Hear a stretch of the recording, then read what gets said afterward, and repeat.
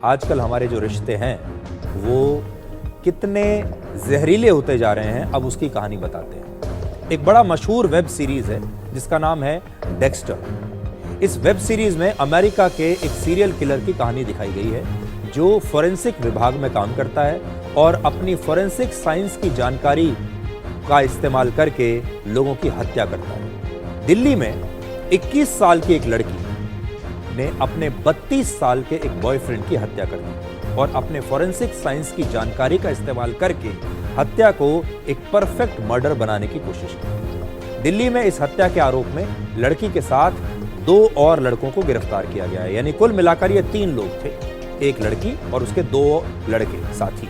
इन 3 आरोपियों में से लड़की ने ही हत्या का पूरा प्लान बनाया। पुलिस के मुताबिक जिस लड़के की हत्या की गई उसका नाम रामकेश मीणा है और वो यूपीएससी की तैयारी कर रहा था, यानी आगे चलकर वो एक आईएएस अधिकारी बनना चाहता था। हत्या करने वाली लड़की अमृता चौहान रामकेश मीणा के साथ एक लिव इन रिलेशनशिप में थी। रामकेश के पास अमृता की कुछ आपत्तिजनक तस्वीरें और वीडियोस थे। लड़की का आरोप है कि बार बार कहने के बाद भी रामकेश उन तस्वीरों को डिलीट नहीं कर रहा था और इस लड़की को वापस नहीं दे रहा था और लगातार इस लड़की को ब्लैकमेल कर रहा था। लड़की दबाव में थी क्योंकि उसकी कुछ तस्वीरें इस लड़के के पास हैं। इसके बाद अमृता चौहान ने अपने एक पुराने बॉयफ्रेंड जिसका नाम है सुमित कश्यप की उम्र है 27 साल, तो 27 साल के पुराने बॉयफ्रेंड सुमित कश्यप के साथ मिलकर इस हत्या की साजिश रची। 6 अक्टूबर को अमृता चौहान, सुमित कश्यप और सुमित का एक और दोस्त संदीप रामकेश मीणा के फ्लैट पर पहुंचे। उन्होंने सबसे पहले रामकेश की गला दबाकर हत्या की और फिर उसके शरीर पर घी और तेल डालकर आग लगा दी। घर में ही जो घी और तेल था उसका इस्तेमाल किया और उसके शरीर में हत्या के बाद आग लगा दी। इसके बाद सुमित कश्यप ने गैस सिलेंडर का पाइप खोल दिया। सुमित एलपीजी डिस्ट्रीब्यूटर है और उसे यह बात पता थी कि एलपीजी सिलेंडर कितनी देर में ब्लास्ट के बाद फट जाएगा और कितने समय में इस पूरे फ्लैट में आग लग जाएगी। इसके बाद ये तीनों रामकेश मीणा के हार्ड डिस्क, लैपटॉप और पेन ड्राइव को लेकर उस फ्लैट से जल्दी से फरार हो गए और कुछ ही मिनटों के बाद इस फ्लैट में आग लग गई। शुरुआत में सभी लोगों को ये लगा कि ये कोई एक्सीडेंट है, ये कोई हादसा हुआ है। पुलिस को भी शुरुआत में यही लगा कि ये आग लगी है, ये हादसा है जिसमें इस लड़के की मृत्यु हो गई। लेकिन जैसे जैसे जांच आगे बढ़ी पुलिस को शक हुआ। पुलिस ने सीसीटीवी फुटेज देखी और रामकेश मीणा के फोन कॉल रिकॉर्ड्स को निकाला और तब जाकर उन्हें नई नई जानकारियां मिली। इसके बाद पुलिस ने अमृता चौहान को गिरफ्तार कर लिया और गिरफ्तारी के बाद जब पूछताछ हुई तो उसने सारा सच बता दिया। पुलिस का कहना है कि फिल्मों में जिस तरह से अपराध होते हैं उसी तरीके से इस हत्या को एक परफेक्ट मर्डर बनाने की कोशिश की गई। तो आप आजकल बहुत सारी वेब सीरीज देखते हैं, टीवी सीरीज देखते हैं जो अपराध पर आधारित होती हैं। उनमें नए नए तरीके बताए जाते हैं कि कैसे अपराध किए जा सकते हैं और बहुत सारे लोग इन सीरीज को देखते हैं, इनसे प्रभावित हो जाते हैं और फिर उसी प्रकार से अपराध करने की कोशिश करते हैं, उसी प्रकार से हत्या करने की कोशिश करते हैं। तो आपने ये बात सुनी होगी कि जब आप कोई चीज़ देखते हैं, कोई कंटेंट देखते हैं तो कई बार उसका बुरा असर आपके दिमाग पर पड़ता है, उसका मिसयूज होता है और ये जो कहानी आप देख रहे हैं ये बिल्कुल वैसी ही है।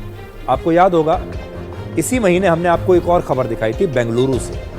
बेंगलुरु में एक डॉक्टर ने एनेस्थीसिया का ओवरडोज देकर अपनी ही पत्नी की हत्या कर दी थी और उसने हत्या को एक बीमारी बताकर ये साबित करने की कोशिश की कि उसकी जो पत्नी है वो बीमारी से मरी है, जबकि वो लगातार अपनी पत्नी को एनेस्थीसिया का ओवरडोज दे रहा था।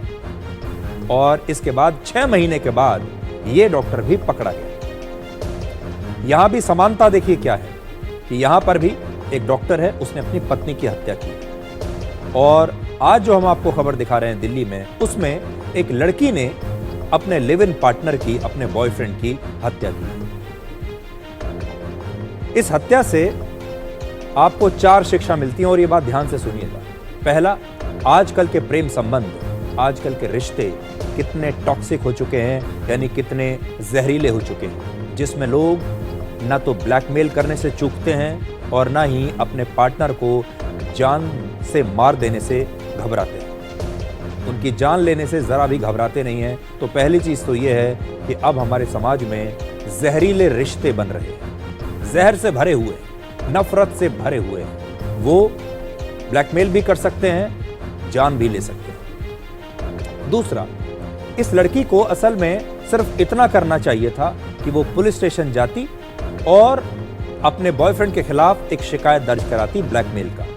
उसे कानून को अपने हाथ में लेने की आवश्यकता नहीं थी। अगर वो पुलिस के पास जाती तो शिकायत के बाद पुलिस जरूर कार्रवाई करती और उस लड़के को गिरफ्तार करती। उसे सिर्फ इतना सा करना था। लड़की ने यह गलत किया, कानून को अपने हाथ में ले लिया, खुद सोचा कि वो हत्या कर दे और फिर उस लड़के के चंगुल से निकल जाए। लेकिन उसे पुलिस में जाकर ये शिकायत दर्ज करानी थी, एफआईआर दर्ज करानी थी कि एक लड़का है जिसके पास मेरी तस्वीरें हैं और वो मुझे ब्लैकमेल कर रहा है। इसलिए बाकी के जो लोग हैं, अगर उनके साथ भी कुछ ऐसा हो रहा है तो उन्हें हम ये बता रहे हैं, क्योंकि जब हत्या होती है आम तौर पर हर हत्यारा कभी ना कभी पकड़ा ही जाता है। इसलिए इस गलतफहमी में मत रहिएगा कि आप अगर हत्या कर देंगे, अपराध कर देंगे तो आप बच जाएंगे। बचेंगे तो आप तब भी नहीं। इसलिए बेहतर है कि कानून का रास्ता लीजिए। तीसरा, इस तरह के संबंधों को लेकर हमारे समाज में लोगों पर एक दबाव बना दिया जाता है। इसलिए जब कोई व्यक्ति, कोई लड़का, कोई लड़की,